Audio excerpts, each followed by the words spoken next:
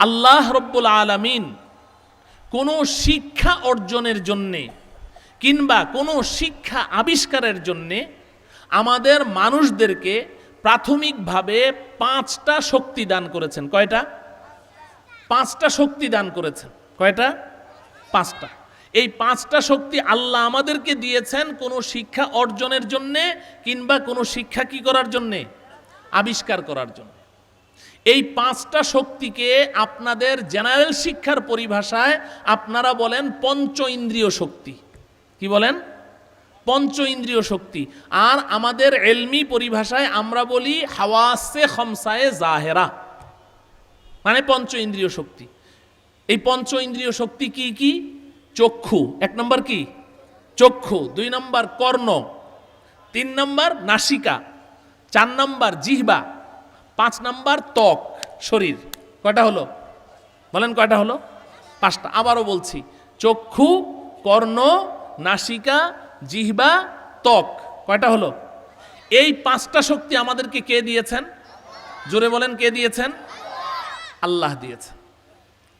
এই পঞ্চ ইন্দ্রিয় শক্তি ব্যয় করে আমরা প্রতিনিয়ত অসংখ্য শিক্ষা অর্জন করি, আবার অনেক শিক্ষা আবিষ্কারও করি এই পঞ্চ ইন্দ্রিয় শক্তি ব্যয় করে। আমি খুব ছোট্ট একটা উদাহরণ দিচ্ছি। আমি যদি এখন আপনাদেরকে প্রশ্ন করি যে আমার পেছনে একটা ব্যানার আছে, এটার মধ্যে কি লেখা আছে, এই ব্যানারটা থেকে যদি কোনো শিক্ষা আপনাকে অর্জন করতে হয়, এই পঞ্চ ইন্দ্রিয় শক্তির মধ্যে কোন শক্তিটা লাগবে? চক্ষু। কি লাগবে বলেন না? সবাই বলেন কি লাগবে? এখন যদি এখানে একজন অন্ধ মানুষ বসে থাকে আর আমি যদি তাকে প্রশ্ন করি, বলো তো দেখি আমার পেছনে কি লেখা আছে, ও বলতে পারবে? কারণ কি? ওর কি নাই? চক্ষু নাই। তাহলে এই শিক্ষাটা অর্জন করতে হলে কি লাগবে? চক্ষু লাগবে। এই যে এখান থেকে কোনো শিক্ষা অর্জন করতে হলে কি লাগবে? চক্ষু লাগবে না? কান দিয়ে অর্জন করা যাবে? এটা যদি আমার কানের সাথে এভাবে চাপ দিয়ে ধরে রাখি, কোনো শিক্ষা অর্জন করতে পারবো? আমি যদি চোখ বন্ধ করে এটাকে জিহ্বা দিয়ে চাটতে থাকি, কোনো শিক্ষা অর্জন করতে পারবো? আমি চক্ষু বন্ধ করে এটা থেকে ঘ্রাণ নিচ্ছি, কোনো শিক্ষা অর্জন করতে পারবো? কি লাগবে? চোখ লাগবে। চোখ লাগবে। তাইলে এই চোখ দিয়ে দেখে আমরা দৈনন্দিন অসংখ্য শিক্ষা অর্জন করছি কি করছি না? করছি। আচ্ছা,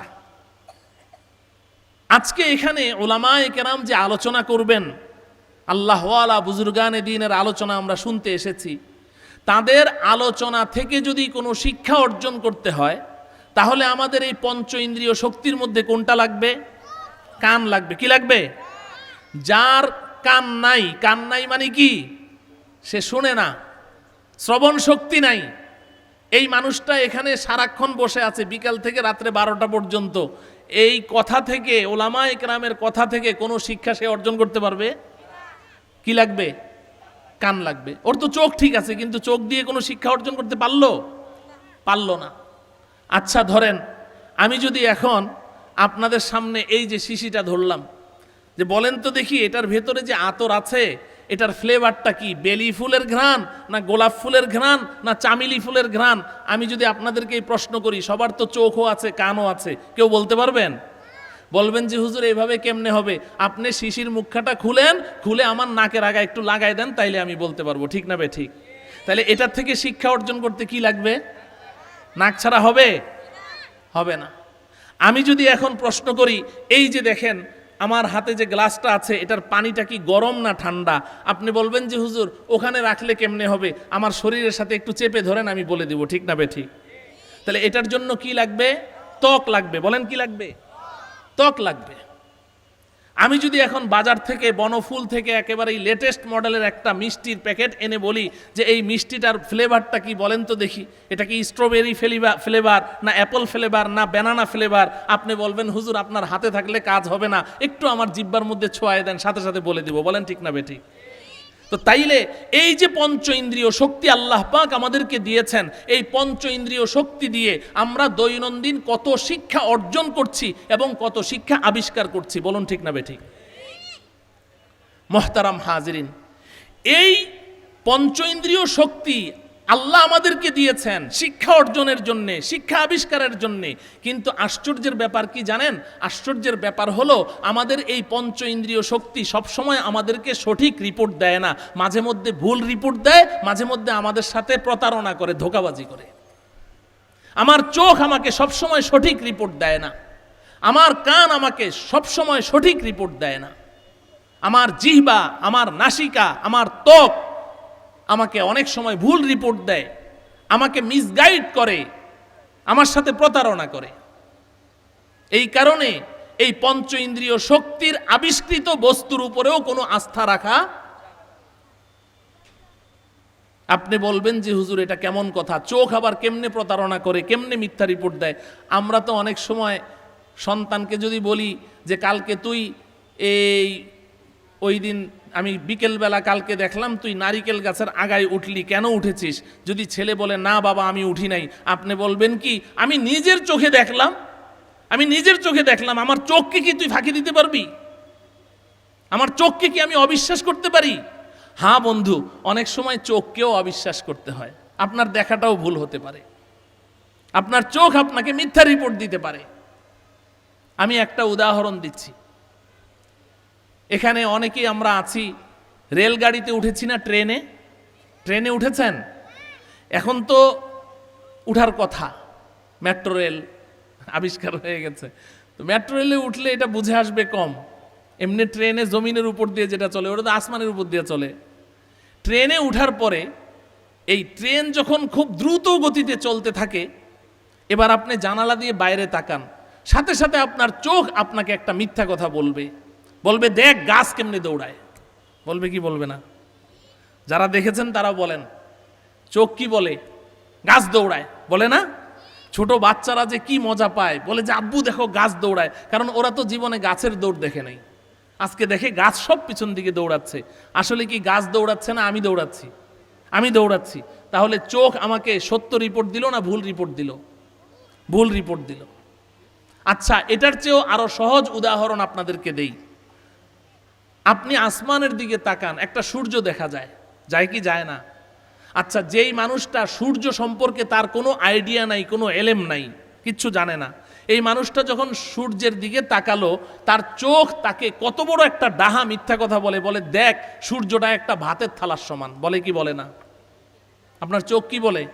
সূর্যটা একটা বড় একটা ফুটবলের সমান, অথবা বলবে বড় সড়ো একটা ভাতের থালার সমান। এটা বলবে কি বলবে না? এবার আপনাদের কাছে জানতে চাই, চোখের এই রিপোর্টটা সত্য না মিথ্যা? হ্যাঁ, মিথ্যা। চোখ তো বলছে এটা ভাতের প্লেটের সমান। আমি তো আপনার সাথে তর্ক শুরু করে দিব, এই যে আমার চোখকে কি আমি অবিশ্বাস করতে পারি? এই যে ভাতের থালার সমান দেখা যায় সূর্যটা, কিন্তু এই সূর্য এই পৃথিবীর চেয়ে 13 লক্ষ গুণ বড়। সুবহানাল্লাহ বলেন। অথচ আমি বলছি ভাতের থালার সমান। তাহলে আমার চোখ আমাকে সঠিক রিপোর্ট দিল না ভুল রিপোর্ট দিল? আমি এমন হাজারো দৃষ্টান্ত আপনার সামনে পেশ করতে পারবো, হাজারো দৃষ্টান্ত। আপনি দুপুরবেলা একেবারেই প্রচণ্ড রোদ, উত্তাপ, এই সময় আপনি সংসদ ভবনের সামনে মানিক মিয়া এভিনিউর এক মাথায় দাঁড়ান রোডের বরাবর, এবার রোডটার দিকে তাকান, দেখবেন ওই সামনে রোডের উপরে পানি থই থই করছে। এরপরে কাছে যান, যেয়ে দেখেন যে কিচ্ছু নাই। এটা কি? মরিচিকা। এটা কি বলে এটাকে? না আমার কথা বুঝেন না? রোডের উপরে সামনে পানি দেখা যায় না? আরে চোখ মানুষকে কতটা ফাঁকি দেয়, কতটা ভুল রিপোর্ট দেয়। আপনারা তো জানেন, হাজী সাহেব তো এখানে অনেক আছেন। আপনি হজ করতে গেলে সাফা মারওয়া 7 বার দৌড়ান, কি কারণে? ঘটনা কি?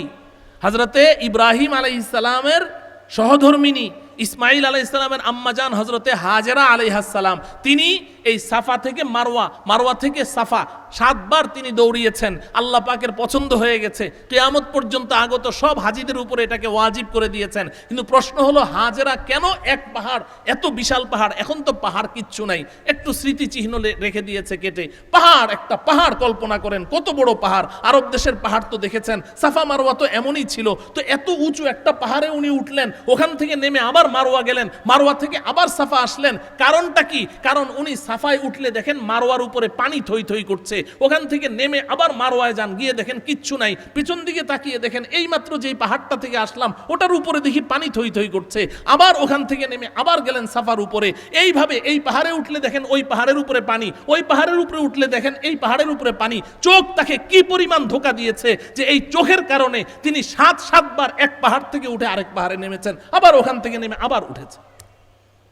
মরিচিকা রোদ্রের মধ্যে চিকচিক করছে, মনে হয় যেন পানি। তাহলে আমার চোখ আমাকে সব সময় সঠিক রিপোর্ট দেয় না, ভুল রিপোর্টও দেয়? চোখ আমার সাথে প্রতারণা করে কি করে না? আমি শুধু একটা অঙ্গের উদাহরণ দিলাম, বাকিগুলোর উদাহরণ দেওয়ার এখন সময় নেই, তাহলে আসল কথাই বলতে পারবো না, সময় শেষ হয়ে যাবে।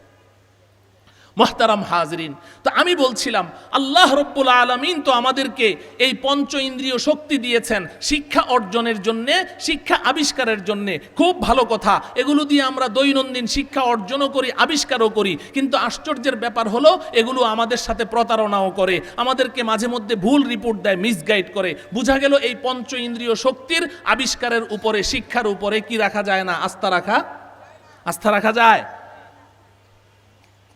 এখন কি করতে হবে?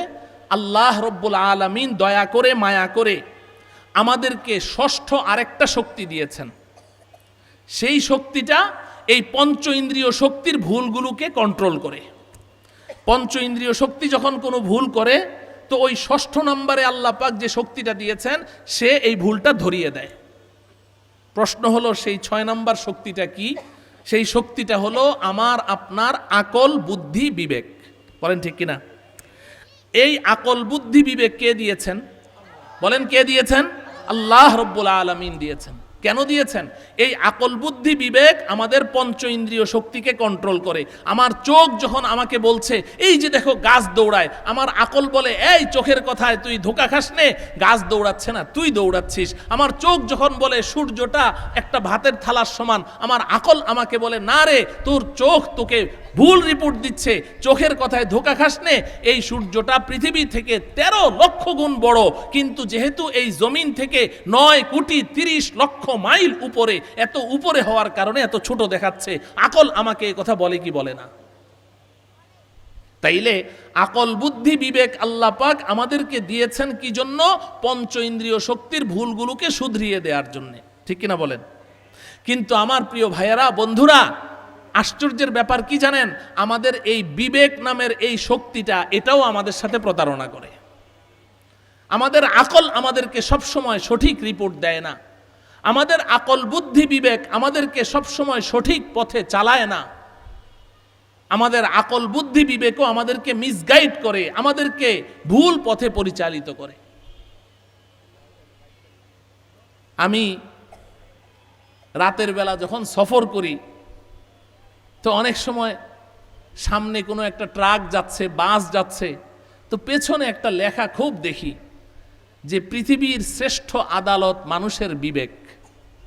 এই লেখাটা আপনাদের চোখে পড়েছে কখনো? পৃথিবীর শ্রেষ্ঠ আদালত মানুষের বিবেক। এটার মতো এমন ভুল কথা, পচা কথা এই পৃথিবীতে আমি আর দ্বিতীয়টা দেখি না। আরে মানুষের বিবেক যদি পৃথিবীর শ্রেষ্ঠ আদালত হতো, আপনারা ইনসাফের সাথে বলেন তো দেখি, এই পৃথিবীর সবচেয়ে শ্রেষ্ঠ শ্রেষ্ঠ বিবেকবান যে মানুষগুলো, যাদের পুরাটা খুলি, মাথার খুলি আকল আর বুদ্ধি দিয়ে ভরা, এদেরকে আমরা বলি বিজ্ঞানী। কি বলি? কথা বলে না। বিজ্ঞানী বলেন না? বিজ্ঞানী কারা? যাদের মাথায় বুদ্ধি নাই, এরা বুদ্ধি প্রতিবন্ধী, নাকি তাদের পুরা মাথাটাই বুদ্ধি দিয়ে ভরা? তো আকল, বুদ্ধি, বিবেক দিয়ে ভরা যাদের মাথাগুলো, এদেরকে বলি বিজ্ঞানী। তো এখন যদি আকল, বুদ্ধি, বিবেক যদি মানুষকে সঠিক পথে চালাতো, মানুষের সাথে ধোঁকাবাজি না করত, ওটাই যদি শ্রেষ্ঠ আদালত হতো, তা আপনারা বলেন তো দেখি, পৃথিবীর অধিকাংশ বিজ্ঞানীরা তারা আল্লাহকে স্বীকার করে না অস্বীকার করে? হ্যাঁ, কেন? ওরা তো তাদের আকলের পিছনে দৌড়ায়। ওদের আকলই তো ওদের সর্বশ্রেষ্ঠ মানদণ্ড, একমাত্র মানদণ্ড। ওদের আকল যেটা বলে ওটাই ওরা বিশ্বাস করে, আকলের বাইরে কিছু বিশ্বাস করে না। তো ওদের আকল ওদেরকে আল্লাহ চিনাইতে সাহায্য করলো নাকি ভুল পথে চালাইলো? তো তাইলে আকল কেমনে শ্রেষ্ঠ আদালত হইল? তো ওদের আকলগুলো ওদের সাথে প্রতারণা করলো কি করলো না? কথা বুঝেন? মানুষের আমাদের বিবেক বুদ্ধি এটাও আমাদেরকে সঠিক পথে চালায় না, আমাদেরকে মিসগাইড করে। আমি আরেকটা উদাহরণ দিই, উদাহরণ দিলে কথা বুঝতে সহজ হয়। বর্তমান দুনিয়াতে অনেক মানুষ আছে শূকরের গোশত খায়, আছে না নাই? হ্যাঁ, অনেক মানুষ শূকরের গোশত খায়। হিন্দুরা খায়, খ্রিস্টানরা খায়, আরো অন্যান্য জাতি শূকরের গোশত খায় অনেকে। আচ্ছা, যেই মানুষগুলো শূকরের গোশত খায় তাদের একজন পণ্ডিতের একটা লেখা আমি পড়েছি, একটা আর্টিকেল পড়েছি পত্রিকায় দিয়েছে লেখাটা। সে লিখছে যে মুসলমানদের নবী হযরত মুহাম্মদ মুস্তাফা সাল্লাল্লাহু আলাইহি সাল্লাম তিনি যেই শূকরের গোশত হারাম করেছেন, বর্তমান দুনিয়ার শূকর আর ওই শূকর এক না, অতএব বর্তমান পৃথিবীর শূকরের গোশত হালাল। নাউজুবিল্লাহ পড়বেন না? বুঝেন তার আকল তাকে কি গাইড করছে, আমি এটা আপনাদেরকে বুঝাচ্ছি। যে মুসলমানদের নবীর জমানার শূকর আর এই জমানার শূকর কি না, এক না। ওই জমানার শূকর ছিল হারাম, এই জমানার শূকরের গোশত হালাল। বলে কেন? এবার উনি যুক্তি দিচ্ছেন। যুক্তি হলো যে মুসলমানদের নবী তার যুগে যেই শূকরগুলো দেখেছেন, ওই শূকরগুলো তো সারাদিন শুধু পচা গান্দা নর্দমার মধ্যে পড়ে থাকতো, পায়খানার মধ্যে ডুবে থাকতো। শূকর দেখেন না কোথায় ডুবে থাকে? তো নবীর জমানার শূকরগুলো তো পচা গান্দা এরকম নর্দমা পায়খানা ময়লা আবর্জনায় পুরা শরীর ভরা থাকতো। তো নবী মুহাম্মদুর রাসূলুল্লাহ সাল্লাল্লাহু আলাইহি সাল্লাম তো ওই শূকরগুলো দেখেছেন, ওনার কাছে প্রচন্ড ঘৃণা লেগেছে, উনি শূকরের গোশতকে হারাম ঘোষণা করে দিয়েছেন। আরে বর্তমান এই বিজ্ঞান ও প্রযুক্তির যুগে শূকরকে যেভাবে উন্নত জাতের ফার্মের মধ্যে লালন পালন করা হয়, যত পরিচ্ছন্ন পরিবেশে লালন পালন করা হয়, প্রতিদিন শ্যাম্পু দিয়ে গোসল করানো হয়, এমন পরিচ্ছন্ন পরিষ্কার শূকরগুলো যদি নবী মুহাম্মদুর রাসূলুল্লাহ দেখতেন, তাহলে শূকরের গোশতকে হালাল ঘোষণা করে দিতেন। পড়বেন না নাকি আপনারা তার সাথে একমত, তার যুক্তির সাথে একমত? তাইলে আপনারা এবার বলেন তো দেখি, সে যে যুক্তিটা পেশ করলো তার বিবেক এবং আকল খাটিয়ে পেশ করেছে না? তো তার আকল কি তাকে সঠিক পথ দেখালো না ভুল পথ দেখালো? আরে বেওকুফ, তুই যে প্রথমেই যে তুই বললি যে নবী মুহাম্মদ শূকরের গোশত হারাম করেছে, তুই তো বিসমিল্লাহই গলত। নবী মুহাম্মদুর রাসূলুল্লাহ শূকরের গোশত হারাম করে নাই, সরাসরি আল্লাহই হারাম করেছেন। কোরআনের মধ্যে আছে না নাই? আমাদের নবীজি না গায়েব জানতেন না, ভবিষ্যৎ সম্পর্কে জানতেন না যে 1400 বছর পরে গিয়ে শূকরকে এমন উন্নত পরিবেশে, হাইজেনিক সিস্টেমে, অনেক পরিচ্ছন্ন পরিবেশে শূকরকে লালন পালন করবে? নবীজি জানতেন না, ঠিক আছে, ভালো কথা। যেই আল্লাহ শূকরের গোশত হারাম করলেন 1400 বছর পূর্বে, ওই আল্লাহ কি জানতেন 1400 বছর পরে যে শূকর এত সুন্দর করে লালন পালন হবে? আল্লাহ কোরআন নাযিলের সময় জানতেন কি জানতেন না? তো আল্লাহ তো জানতেন, তো আল্লাহ পাক বলে দিতেন যে এই শূকরের যে গোশত হারাম, এটার মেয়াদ হইল 1400 বছর, এরপর থেকে এটা হালাল। কোরআনে বলে দিতেন না? এই মানুষের আকল মানুষকে কিভাবে মিসগাইড করে, আপনি কয়টা উদাহরণ চান?